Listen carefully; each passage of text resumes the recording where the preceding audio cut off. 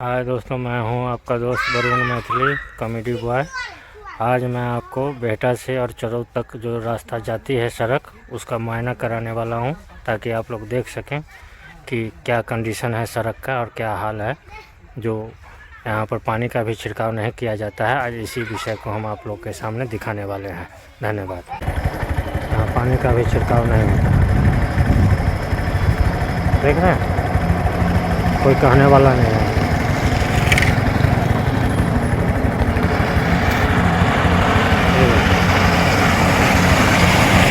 पानी का भी छिड़काव है, कोई तो रोको यार। देखिए, आने वाले आ रहे हैं, जाने वाले जा रहे हैं, कोई कहने वाला। खत्म, bye bye, tata, goodbye, गया। अभी हम लोग चरौद से निकल के झटियाही पर हैं दोस्तों। आप देख सकते हैं कि इतना सारा काम हो रहा है, लेकिन पानी का छिड़काव नहीं कर रहा है। सब दे देगा।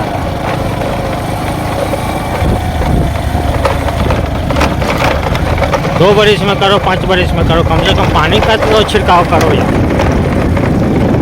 शाहपुर और पिरोकर के बीच में जो मीना बाज़ार है, वहाँ का यह सीन है, देख लीजिए। यहाँ भी इसी तरह से रोड पर जो है कहीं पानी का छिड़काव नहीं हो रहा है और कुछ नहीं, और आने जाने से इतना धूल मिट्टी उड़ता है जिसका कोई हद